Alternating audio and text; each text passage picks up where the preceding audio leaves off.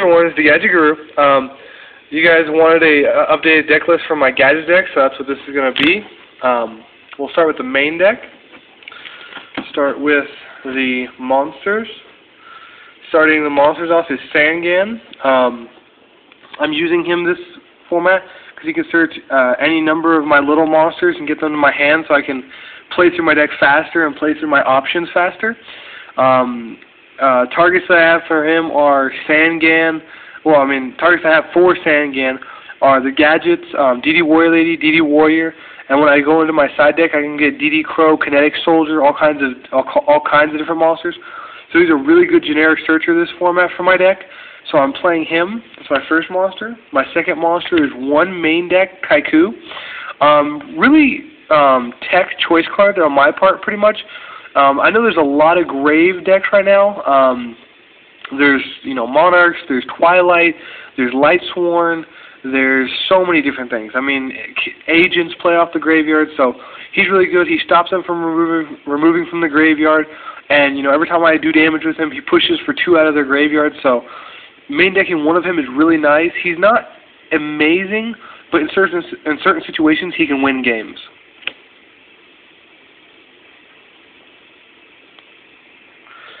Actually, I think I have this upside down. My bad.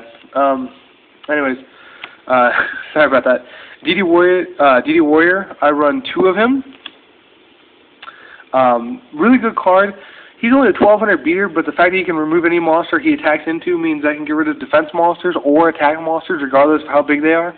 Yeah, I'll take a little bit of damage, but he can just get rid of them automatically, and he's nice and searchable, so I like him. DD Warrior Lady.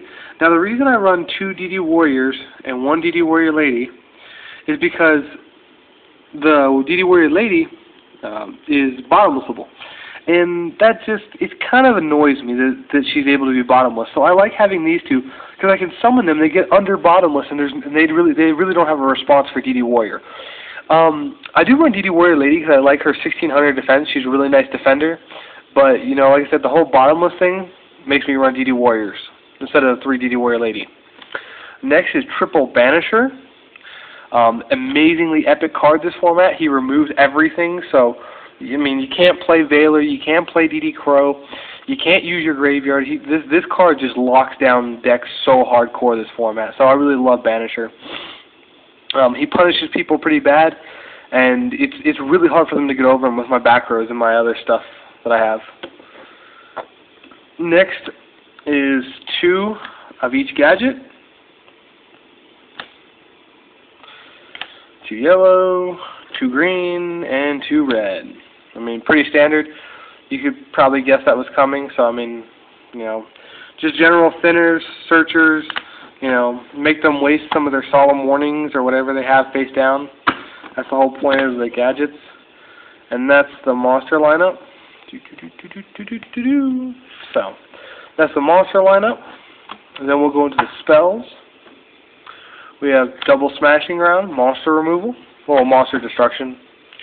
Yeah, double Nullmina crossout, monster destruction and removal.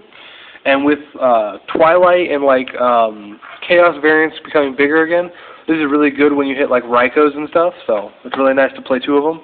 Also punishes Gravekeepers immensely because it kills their spy.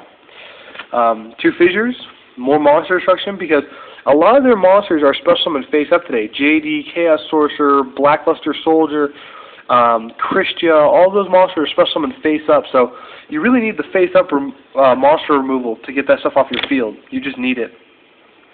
And then double shrink. When they attack into me, I can make them small and just destroy their hopes and dreams. So really nice. Triple duality.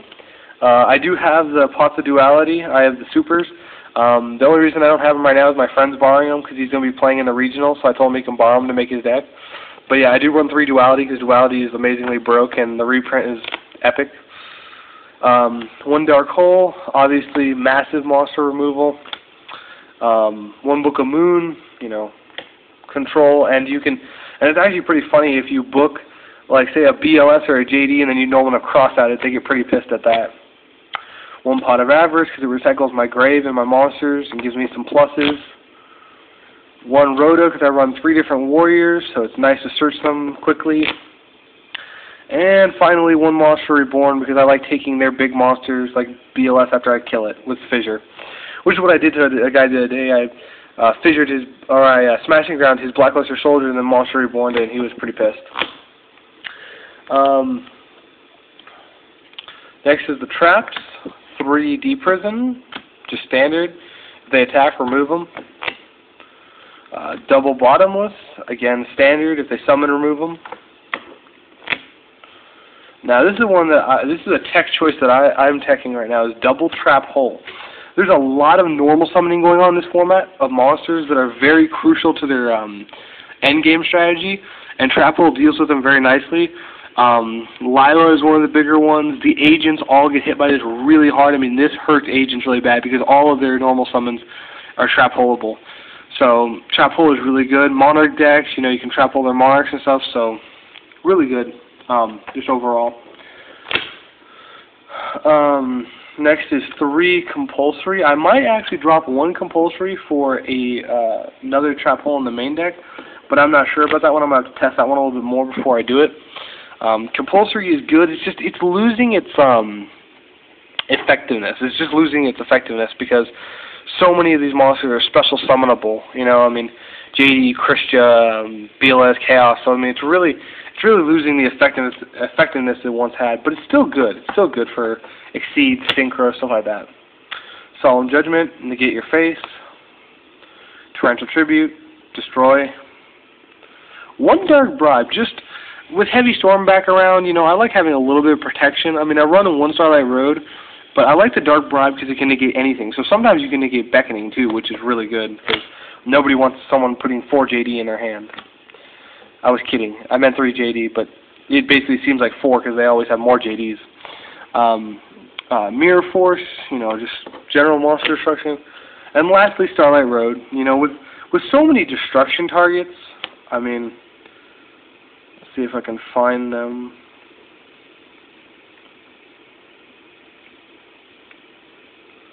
Oh, I don't know, but you know what I mean. With so many destruction targets now, Torrential Tribute, Mirror Force, Heavy Storm, Dark Hole, Icarus Attack, like this card is becoming better and better. I don't run 2 of it because it's not that useful. I mean, it just really isn't. So I only run 1 of it. Then going on to the side deck, we'll start with monsters. 1 Kinetic Soldier. Just in case I verse a hero variant, I know there are still some out there, elemental hero variants and stuff, and then I know there are some people who still want to play Samurai, so just in case I verse something like that. Next is 2 DD Crow. Good versus decks that depend on the graveyard. Really hurts Twilight, really hurts, what do you call it? Machina Gadgets. Really hurts agents. It hurts a lot, so you know, I like Crow. I play 2 of it.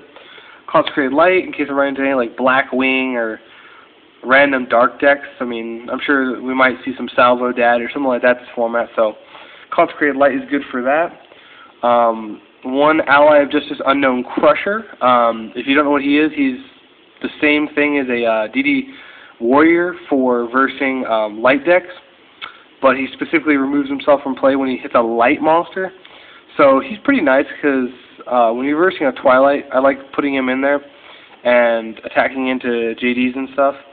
I was thinking of putting in another DD Warrior, but like the real big problem with that is just, you know, finding.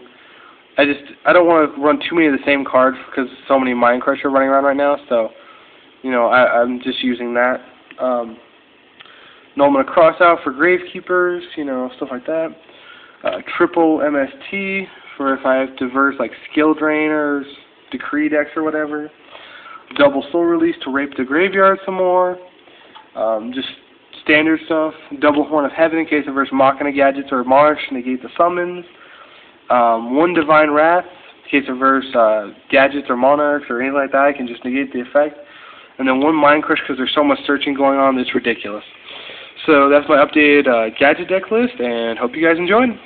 More videos will be on the way.